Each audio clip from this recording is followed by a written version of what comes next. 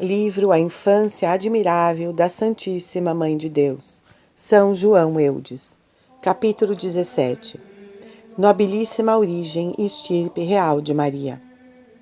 Deus quer que o homem, após ter se perdido pelo pecado, coloque sua glória, seu tesouro e seu paraíso na cruz, e que chegue ao céu, não pelo caminho das honras, das riquezas e dos prazeres de um paraíso terrestre, mas pelo das humilhações, desprendimento e mortificação.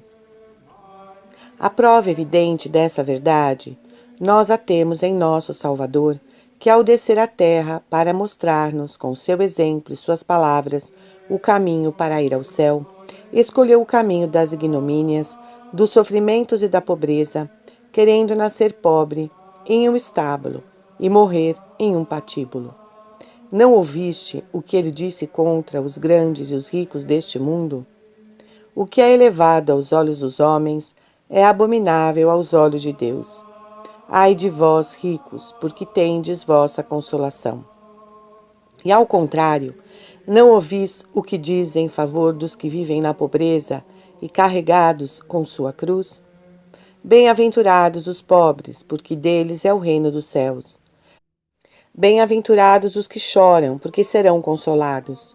Considerai que é suma alegria, diz pela boca do seu apóstolo São Tiago, quando passais por diversas provações. Esse é o caminho seguido por todos os santos. Não tiveram os mesmos sentimentos que o Santo dos Santos? Não fizeram voto de amar a pobreza, a mortificação, a abnegação em todas as coisas? Ouvi São Jerônimo que nos diz: nossa religião não sabe o que é acepção de pessoas. Não olha a nobreza dos homens, mas suas almas. Não faz distinção entre senhor e criado.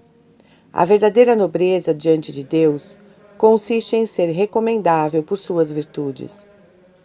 No capítulo 14 do segundo livro da vida de Santa Teresa, escrito pelo padre Ribera, lê-se que, tendo a santa fundado um mosteiro de sua ordem na cidade de Toledo, apresentou-se a ela um homem de condição humilde que lhe pediu um lugar em sua capela para que fossem enterrados ele e seus descendentes.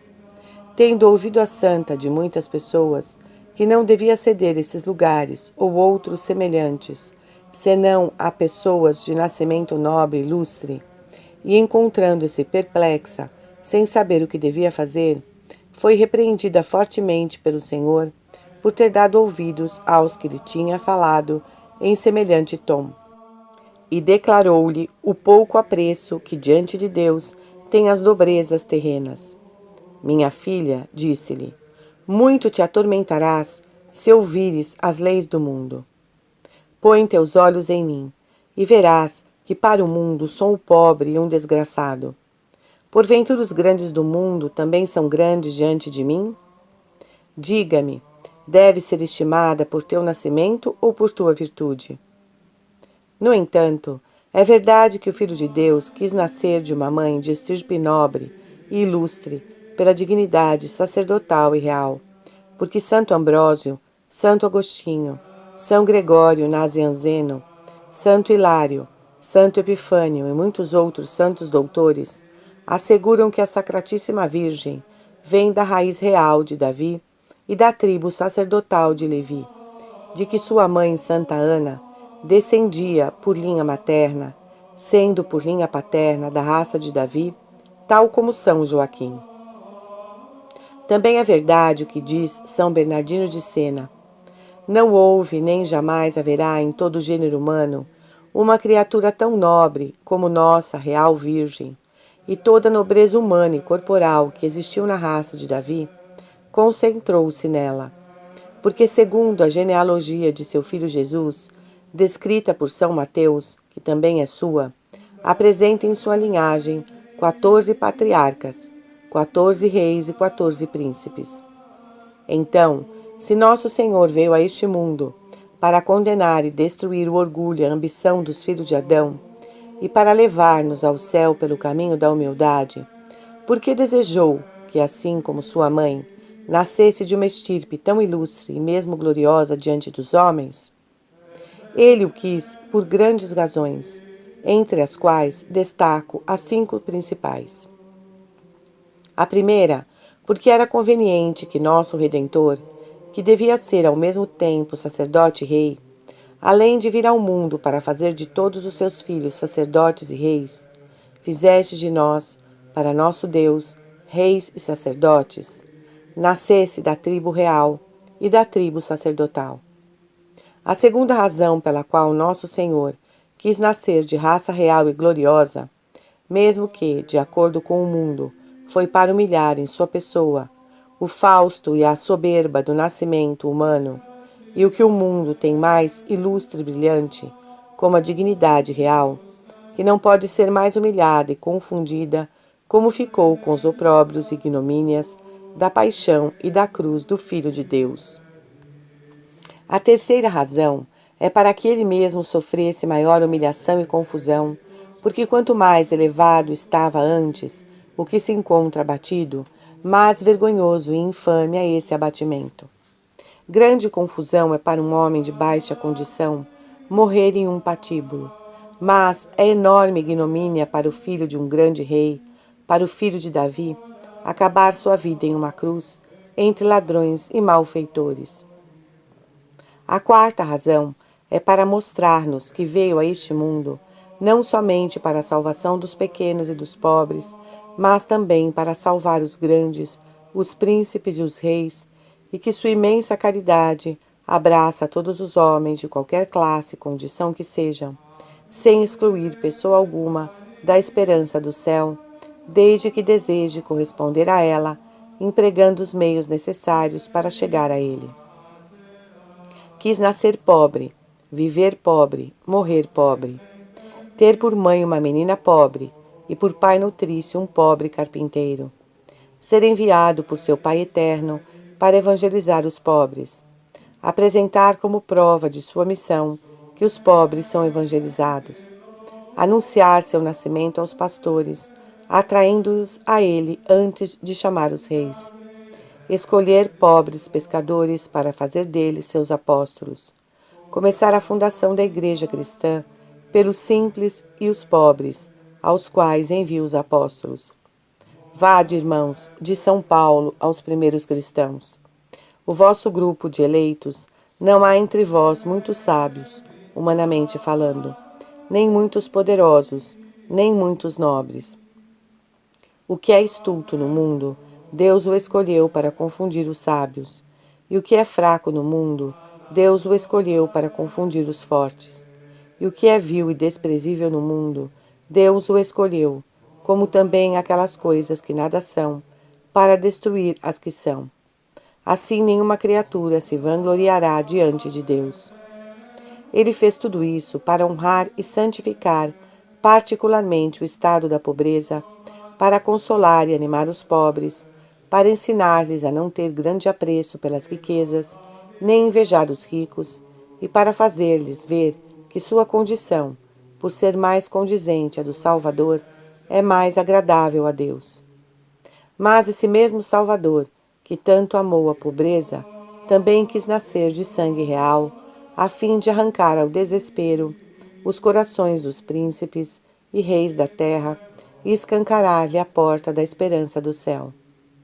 A quinta razão pelo qual nosso Senhor quis, com sua divina mãe, nascer de sangue real e ilustre, é para mostrar que, não tendo o filho e a mãe parte alguma no pecado do primeiro homem, tendo sido, antes, concebidos e nascidos na justiça original, teriam o direito de desfrutar dos privilégios e vantagens do estado de inocência em que estava o homem antes do pecado, que era o estado de verdadeiro rei.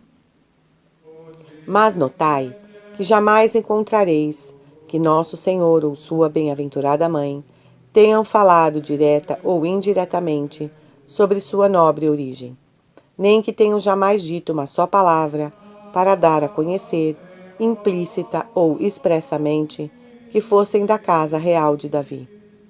É claro que o Espírito Santo inspirou os sagrados evangelistas a escrever uma genealogia de nosso Salvador, que o faz descender de 14 reis. Mas essa descrição é para ele mais vergonhosa que gloriosa, porque ela nos faz ver que ele nasceu segundo a carne, de pessoas, em sua maioria, tão más e ímpias, que há motivo para temer que estejam em estado de reprovação e condenação. E ele até desejou que fossem incluídas nessa genealogia os nomes de algumas mulheres que eram do número das que são a vergonha de suas famílias. Ó meu Jesus, quão oposto é vosso espírito ao do mundo, porque no mundo a nobreza de sangue é muitíssimo apreciada e ponderada por toda parte, e não nos espanta que os homens deste mundo, os filhos das sombras, que estão sepultados nas trevas do orgulho, tenham esse sentimento e falem essa linguagem. Mas é algo verdadeiramente lastimável ver que os filhos da luz, os cristãos que leem o Evangelho, estejam nessa cegueira. Ah, quão distantes estamos dos sentimentos e do espírito de nossa adorável cabeça! Não está nisso a verdadeira glória e a verdadeira grandeza. Os próprios pagãos nos dão uma lição nesse aspecto, ensinando-nos que não há verdadeira nobreza senão na verdadeira virtude. Diz o Senhor: não se envaideça o sábio do saber, nem o forte de sua força, e da riqueza não se orgulhe o rico. Aquele, porém, que se quiser vangloriar, glorie-se de possuir inteligência e de saber que eu sou o Senhor. Se desejamos ser louváveis pelo esplendor de nossa linhagem e pela nobreza de nosso nascimento, evitemos bem falar desse infame nascimento, pelo qual nascemos filhos da ira e da maldição, filhos de Satanás, escravos de Lúcifer e pertencentes ao diabo. Ao contrário, gloriemo-nos de nosso segundo nascimento, pelo qual nascemos de Deus. Somos da raça de Deus, do sangue real de Jesus Cristo. Somos filhos de Deus, irmãos do Filho de Deus, herdeiros de Deus e co-herdeiros de Jesus Cristo. Somos filhos do Rei dos Reis, temos por mãe a grande Rainha do céu e da terra, e todos os anjos e santos do céu, o último dos quais é um Senhor imenso, e o Rei mais poderoso que todos os reis da terra, são nossos irmãos e íntimos amigos. Ó nobre linhagem, ó glorioso nascimento, ó admiráveis qualidades, que desapareçam as glórias do mundo, que nada mais são que fumaça. Ó filhos dos homens, que tanto vos apaixonais pela honra e pela glória, porque vos deixais fascinar por uma honra que não é mais que imaginária, e por uma falsa glória que em um instante passa? Não amais a verdadeira honra, nem buscais a verdadeira glória que é sólida, permanente e eterna, e que consiste em seguir o Rei da Glória e, consequentemente, dos anjos. É uma grande glória servir o Senhor. Capítulo 18. O Santo Nome de Maria.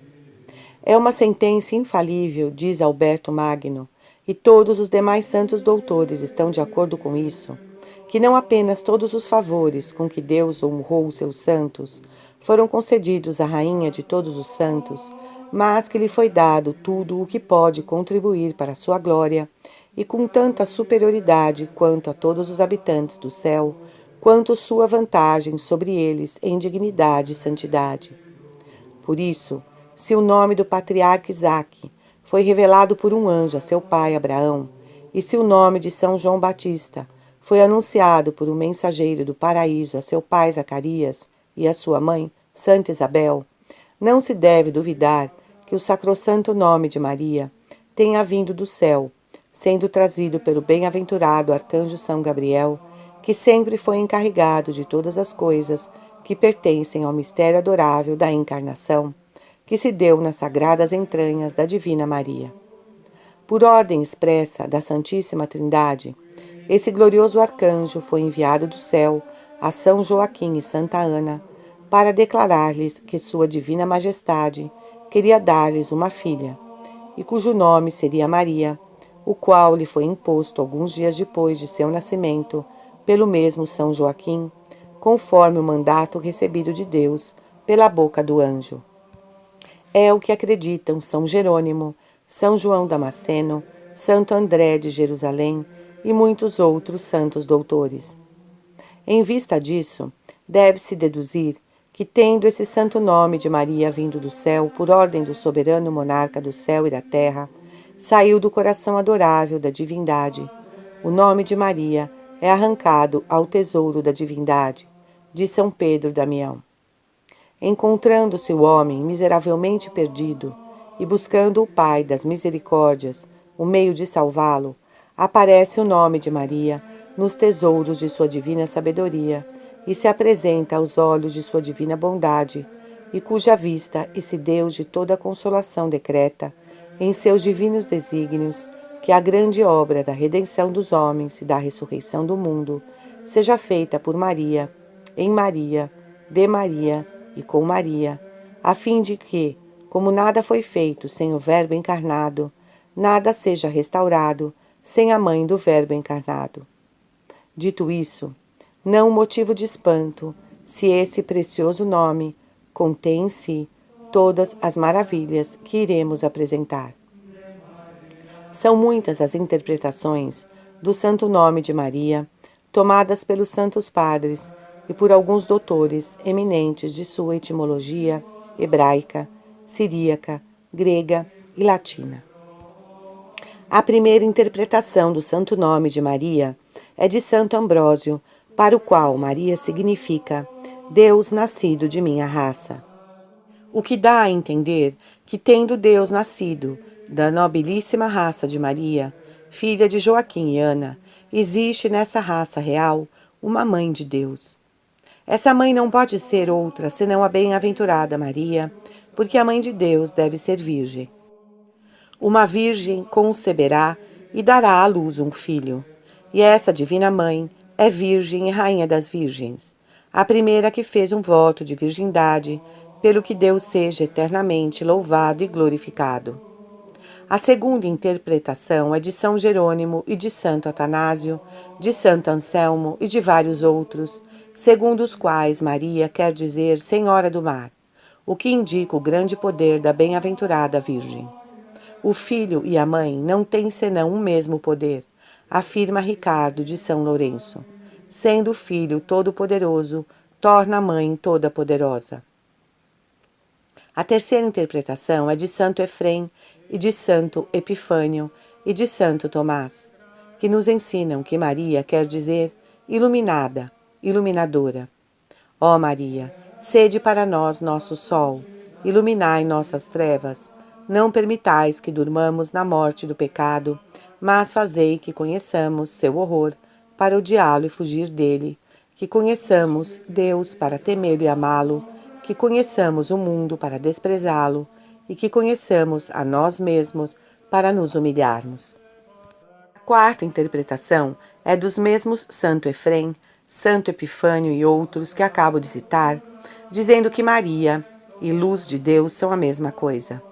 Ó Maria, luz de Deus, luz que tendes uma excelentíssima participação na luz essencial, luz que sois a mãe da luz eterna, sede a luz de nossas almas e tende compaixão de tantos miseráveis cegos que se precipitam nas horríveis trevas do pecado e do inferno. A quinta interpretação é do santo abade de Celes, na diocese de Lisieux, na Normandia, que por humildade se chamou o idiota, cujo nome verdadeiro é Raymond de Jordan, o qual afirma que Maria significa doutora, mestra do mar e do povo, a quem Deus colocou no mundo para ensinar os homens, para ser a mestra dos povos designados pelas águas do mar. Mestra das gentes, define Santo Agostinho, a fim de ensinar-lhes a ciência dos santos, a ciência da salvação e a doutrina do céu. Não só com seu exemplo, mas também com suas palavras, o que ela realizou com os próprios apóstolos depois da ascensão de seu filho. Por essa razão, é chamada por Santo Agostinho e por São João Crisóstomo de mestra da piedade e da verdade.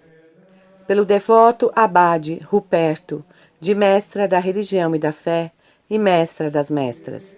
Pelo piedoso abade Blósio, a mestra dos evangelistas. São Gregório Magno, a mestra de todos os doutores. Por Ricardo de São Lourenço, a boca da igreja, e por toda a Igreja, a Rainha dos Apóstolos e a Rainha dos Evangelistas. Ó Divina Mestra, felizes os que estudam em vossa escola. Que eu seja do número de vossos discípulos e aprenda a vossos pés a filosofia dos filhos de Deus e a teologia do paraíso.